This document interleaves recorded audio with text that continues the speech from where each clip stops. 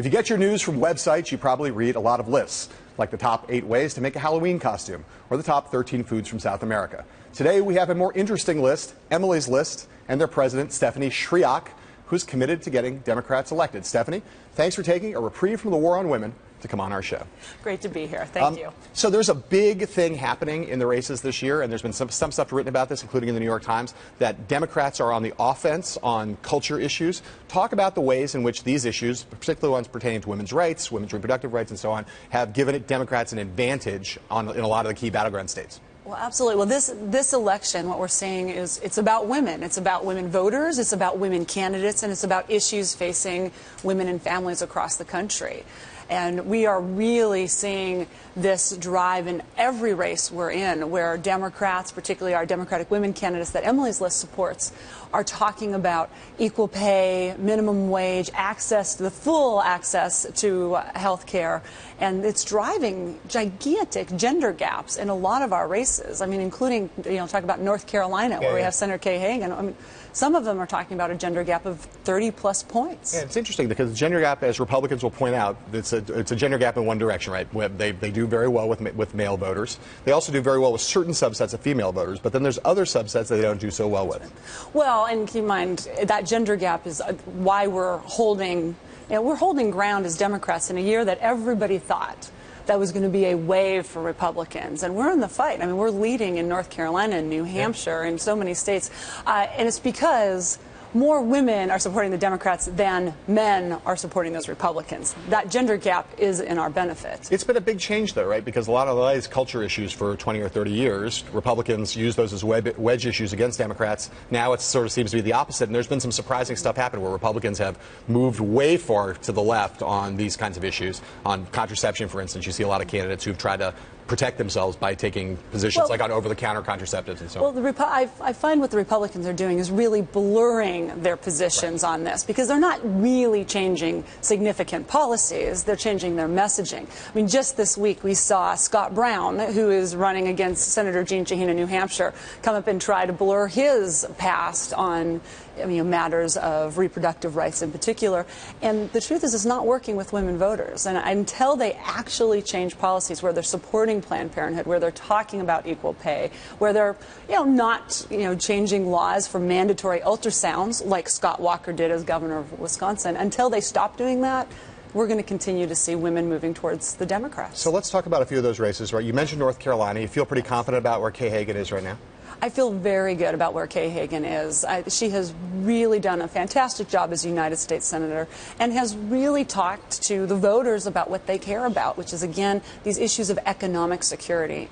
And Tom Tillis, even this week in the debate, which I'm sure you saw. Oh, I saw it. I bet you see all of the debates, by the way. Unfortunately, yes. I bet. But Tom Tillis came out and talked about equal pay as a campaign gimmick. Yes. Well, it's not a campaign gimmick for the woman who's making 82 cents to the dollar in North Carolina. And do you think Jeanne Shaheen's okay up in New Hampshire? That race tightened up, and now she seems to have gained some space between her and Scott Brown. That's a race that we're taking incredibly seriously. We're really looking at the end of the day, I think Senator Shaheen is going to be reelected.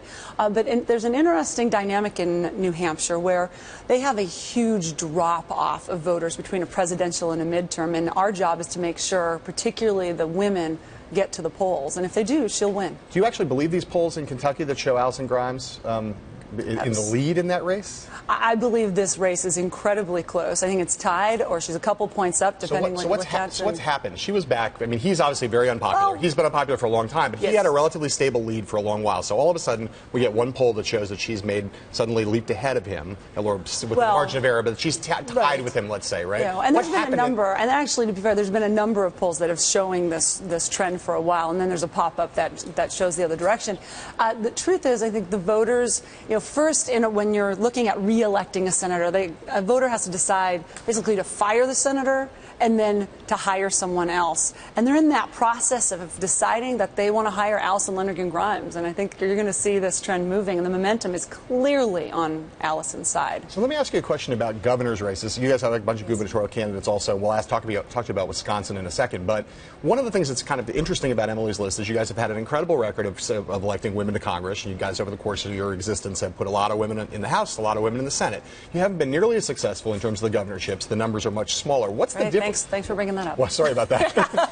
We're going to change it this year. The data speaks. We're going to change it this year. Why is that? What explains that difference between your level of success and women's candidates' levels of success at the congressional House and Senate level versus the gubernatorial level? Well, to be fair, we've helped elect 10 women governors over our 29 years and 19 senators. I didn't say zero. Right, I never said zero. And there's half as many governors as senators. So if you sort of look at it from that direction, right. We're moving forward here in a positive way. But we do currently only have one Democratic woman governor in the country. That's Governor Maggie Hassan in New Hampshire, who of course is up for re-election as well. But you're a campaign professional. So is there a difference in terms of the dynamics of those kinds of races that in some way women are advantaged in one and disadvantaged in the other? Well, it has evolved over the years. I think early on, again, Emily's List started in 1985, so we've been around nearly 30 years. And at the time, no Democratic woman had won a seat in the United States Senate. There's been very few women elected across the board.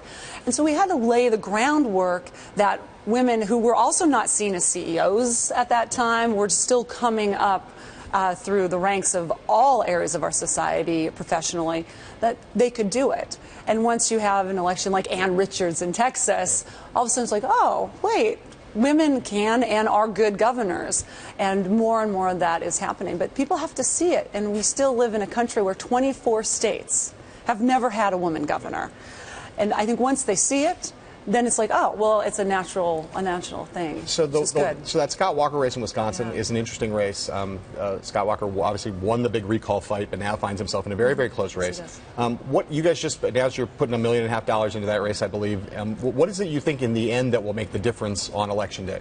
Women voters. It's going to be about women voters. But as it is everywhere. It is. I'm sorry. That's what it's about this year. We celebrate them. No, it's wonderful, as it should be. I mean, the issues and it's not just, it's issues that are facing women and families that are really driving this election. I mean, since that recall challenge of Governor Walker, he came back and he, at the dead of night, pushed through and signed a piece of legislation to mandatory ultrasounds before you have an abortion. He dismantled the equal pay law. And so women in Wisconsin are now learning about this new record of his, which is very backwards looking for women and families in Wisconsin. And as that information is coming out, I mean, we saw Governor Walker's response to that this week as we went up with an ad laying this out. He knew he was so vulnerable. He had an ad in the can at the television stations ready to go. Like, he knows he has a problem, but his problems are his policies. Good politician, he knows his vulnerabilities. Yes, he does, but he hasn't changed the policies. So what has happened to Wendy Davis? She was the cause celeb for a period of time, and there was some discussion. I always thought a little bit delusional, given what I know about Texas, that she would be able to win the governorship down there. Now, obviously, she's not going to. What happened in that race? Oh. You're going to tell me in this show you're arguing that Wendy Davis is going to win that race? I'm going to say that race is not over yet. Okay. And I'm not willing to make a prediction either way. That race is getting closer. It is now within single digits. I think we're seeing momentum change. There has been an incredible ground operation. The question is, they have registered a lot of new voters. Those voters aren't getting polled. Are they going to get to the polls? I don't know the answer. You don't know the answer. But if they do, I want to get you on the record predicting that Wendy Davis will win that race. I think... I'm not going to make a prediction today, but I will say this. Momentum is on her side right now, and Greg Abbott has really made some mistakes, and folks are seeing that. It is not over. So you are a native Montanan. I am. And you came up through Montana politics. John Tester, that race kind of put you on the map in some ways, and then you went on and worked in the Al Franken race, another big race for you. You've become someone who has a lot of possibilities in your future. People talk about various things you might do. There was some little kerfuffle recently about the possibility of you succeeding Debbie Wasserman Schultz at the head of the DNC. You want to tell us about your ambitions to become the next head of the Democratic Party? There's been absolutely no conversations about that, and I think support and think Debbie Wasserman Schultz is doing a great job. So when the party comes to you and asks you for that, tries to give you that job, you'd say no. I have one of the very best jobs in politics today as the president of Emily's List, and look what we're rolling into. We're having an election that is about women voters and women candidates. The best pickups in the Senate right now, Kentucky, Georgia, are candidates. Right. And then we're rolling into 2016, where I believe that we're going to have a woman running for president and some great opportunities with a much better map for Democrats in the United States Senate. So I'm in a great place. There was a little bit of embarrassment around your home state when John Walsh had to drop out of that race. Did anybody come to you and ask you whether you might want to run for that Senate seat in Montana? No. Never?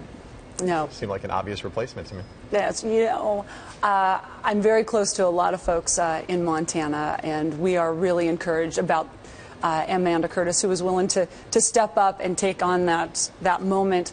When you've got an open Senate seat, I think it was 65 days out. That's a tough go for anybody, and I'm really, for sure. I mean, it really, really is. But I think I'm really proud of her. I'm really glad she's taken this on. So there's one other job that people talk about in your future, conceivably, which would be involved in one way or another, conceivably in Hillary Rodham Clinton's presidential race if she decides to run in 2016. I'm not going to ask you if you're going to go do that because you'll not say, but I'm curious about what you think. She's just now really beginning her big midterm push. She was in Chicago yesterday. That's right. She's in Philadelphia tonight.